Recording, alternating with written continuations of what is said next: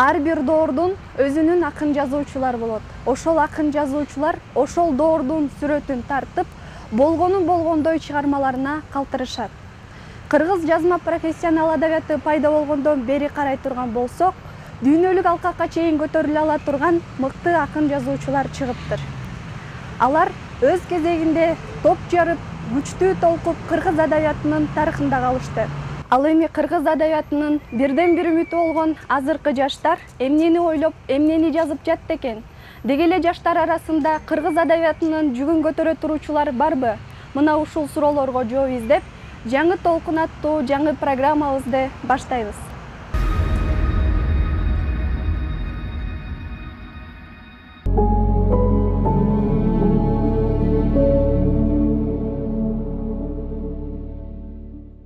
Göl, деңиз, мухит. Бул чексиздиктин символу. Ааламдын түсүн өзүнө сиңирген мейкиндиктер. Ушул кереметти көркүнө чыгарган дагы бир улуу кубулуш бар. Ал толкун.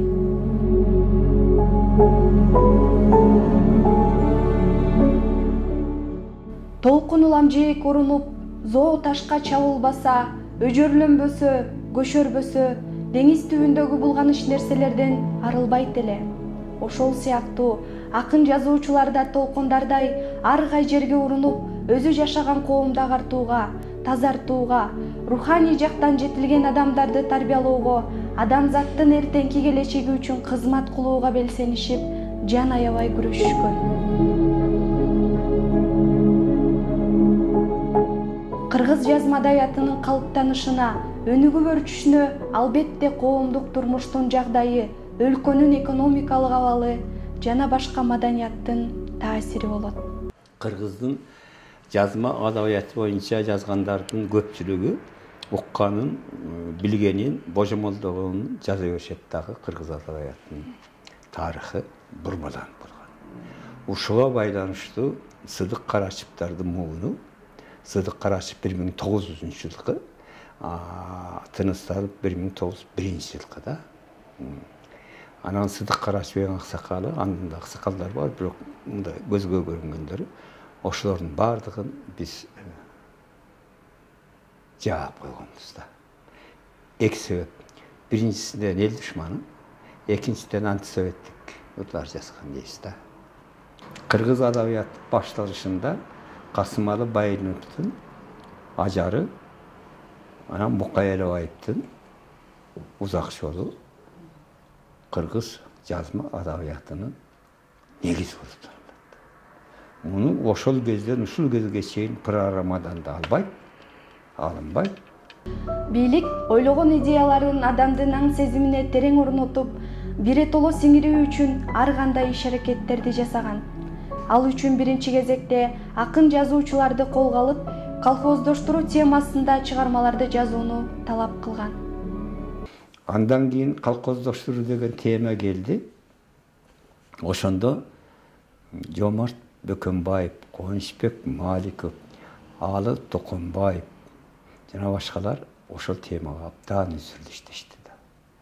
Жомарт Бөкөнбаевдин архивдеги жазмасы бар, Москвада окуп жүргөндөн келген. Мен адабият эмне экенин билбептирмин. Эми окуп туруп жаңы жазасам деген жери бар да. Ар бир адамдын табити дүйнөгө болгон көз карашы болот. Өзүн жакшы түшүнгөн адам эч кимдин пикири менен эсептешпейт, эч кимди туурабайт. Ал өз жолун гана тандайт. Чыгармачылыкта мен кантип жакшы жазам деп жаза беришет. Табитиң, ой жүгүртүң кайсы темага, кандай окуяга, эмнеге багытталганын билбейсиң. Чыгармачылык ошон үчүн жашыруун сырда. Согуш мезгилине чейинки чыгармаларда бай-манаптар темасы чагылдырылса, согуштан кийин масштабдуу темаларга басым жасалган. Өнүккөн доор дал ушул 50-жылдардан башталат дагы. Өкүлдөрү драмада Токтогул Абдуллановдун келиши менен шартталат. Анткени себеп Токтогул Абдулланов мындай жаңычылык ачкан темаларда эмес, жаңы темаларды иштеди да. Жаңы темаларда. Мурда Байманов темасы эле мындай болчу да, Кийин жаңы турмуштун темасын алып келди. Анан поэзияда Алыкулдан кийин эле Эралиевдин келиши болуп калат да. Сүйүнбай Эралиевдин келиши болуп калат. Бул киши классикалык үлгүдөгү ырлар менен, анан ал ырларда бир касиет бар да, поэтикада касиет деп коюшат. Чеберчилик маселесин койду да. Бизде 11 муун, анан акыркы сап, кийинки сап менен уйкашып турса болду поэзия дечибиз да. Ал киши андайга барган жок да, ал киши ойноду. Адамдын кет башынын психологиялык портретин ачып берүү, сезимге басым жасоо сыяктуу өзгөчөлүктөрү менен келген 60-жылдардагы адабият жалаң жакшы жаңылыктар менен коштолуп, кыргыз адабиятында эң эле гүлдөө өнүккөн учур болгон экен.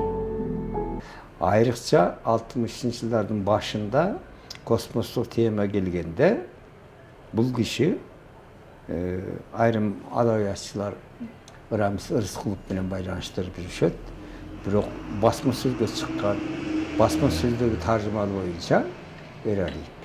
Омар Султанов агабыз бар, ал киши мен баштаганда эле ачык эле жазып, ачык эле айтып жүрүшөт. Жок. Рамис Рыскулов, Сүйүнбай Эралиевдер биринчи чыккан. Рамис Рыскулов өзү айтчу, мен орустар туура жазгам дечи. Түз сүйлөчү ал киши. Эралиев болсо бул кандай тема болот экен деп аңдып отуруп жазат. Ошон үчүн Акыттар, Жылдырга саякат деген поэмалары түшүндүрүлбөй калган. Кыргыз сынчыларынын деңгээли жеткен эмес. Классикалык бийиктикте турган чыгармалардын таасири тиймейин көркөм адабияттын өнүгүшү мүмкүн эмес. Жазуучулар дүйнөлүк адабияттын мыктыларын үлгү тутуп, таасирленип, өзүндөгү көрөңгөгө жууру олтуруп, жакшы чыгарма жаратат, өз стилин табат. Ал эми адабиятта өз стилин тапкан жазуучу мыктылардын мыктысы деп бааланат. Биздеги 60-жылдардагы поэзия 70-80-жылдарга чейин жашады. Союздук деңгээлдеги алдыңкы көркөм өнүгүштүн күчү болду. Bir misal, Sultanlıklardan кейін Kırgız poeziyasına Turar Kojamberdi, Jolon Mamutov деген екі өкөтөн мыкты акындар келип кошулду. Булар Кыргыз поэзиясы менен кийинки Эралиевдер баштаган жаңычыл мүнөздөгү поэзиянын поэтикалык элементтерин бириктирди. Окуганда кыргыз поэзиясы, ойлонгондо орус же да башка элдер ушундай гибрид кылды да. Гибрид кылды. Ошол эле формада, ошол стилде, ошондой жасашты. Анан кийин чыныгы эми гибрид деп айтып берейин, гибридтик белгини Сагын Акматбекова жасады. Көркөм ой жүгүртүү боюнча дагы, поэтикалык ой жүгүртүү боюнча дагы, поэтикалык ойду айтуу боюнча дагы Сагын Акматбекова өзүнө чейинкилерден башкача, толкунда башкача образда берди да. Адамдын аң сезими өскөн сайын жаңы нерселерди жаратууну ойлонот. Ошол сыяктуу адабий процесс да бир орунда туруп калбайт. Аны улам жаңылап турууга жаңы муундун адамдары келет.